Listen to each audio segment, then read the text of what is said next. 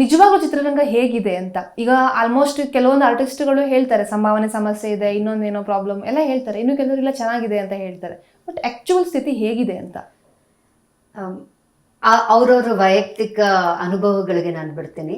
ನನ್ನ ವೈಯಕ್ತಿಕ ಅನುಭವ ಹೇಳೋದಾದರೆ, ನಾನು ಶುರು ಮಾಡಿದ್ದು 96-97 ಶುರು ಮಾಡಿದ್ದು. ತುಂಬ ಚೆನ್ನಾಗಿತ್ತು.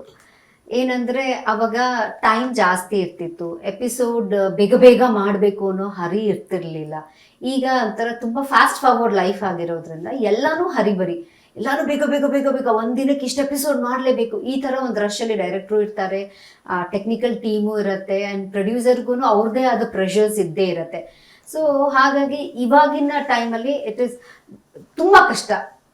ಹಾಗಾಗಿ ನಾವು ಮುಂಚೆನೆ ಅಂದರೆ ಇವಾಗ ಬರುವಂಥ ಮಕ್ಕಳು ಏನಿದ್ದಾರೆ ನಮ್ಮ ಸಿನಿಮಾ ಇಂಡಸ್ಟ್ರಿಗಾಗಲಿ ಸೀರಿಯಲ್ ಇಂಡಸ್ಟ್ರಿಗಾಗಲಿ ಬರೋರು, ಸ್ವಲ್ಪ ಪ್ರಿಪ್ರೇಷನ್ಸ್ ಮಾಡಿಕೊಂಡು ಹೇಗೆ ನಡೆಯುತ್ತಿದ್ದು, ಕ್ಯಾಮ್ರಾ ಅಂದರೆ ಏನು, ಕ್ಯಾಮ್ರಾ ಆ್ಯಂಗಲ್ಸ್ ಅಂದರೆ ಏನು, ಪ್ರತಿಯೊಂದು ಒಂದು ಹಂತಕ್ಕೆ ತಿಳ್ಕೊಂಡು ಬರಬೇಕಾಗತ್ತೆ. ಅದ್ರ ಮುಂಚೆ ನಾನು ಇಂಡಸ್ಟ್ರಿಗೆ ಬಂದ ಹೊಸದ್ರಲ್ಲಿ ತುಂಬ ತಾಳ್ಮೆ ಇರ್ತಿತ್ತು, ಡೈರೆಕ್ಟ್ರಿಗೆ ತುಂಬ ಟೈಮ್ ಇರ್ತಿತ್ತು. ಒಂದು ಎಪಿಸೋಡ್ನ ನಾವು 2 ದಿನ ಶೂಟ್ ಮಾಡಿದ್ದು ಉಂಟು. ಸೊ ಟೈಮ್ ಇದ್ದಿದ್ರಿಂದ ನಮ್ಗೆ ಹೇಳ್ಕೊಡ್ತಾ ಇದ್ರು,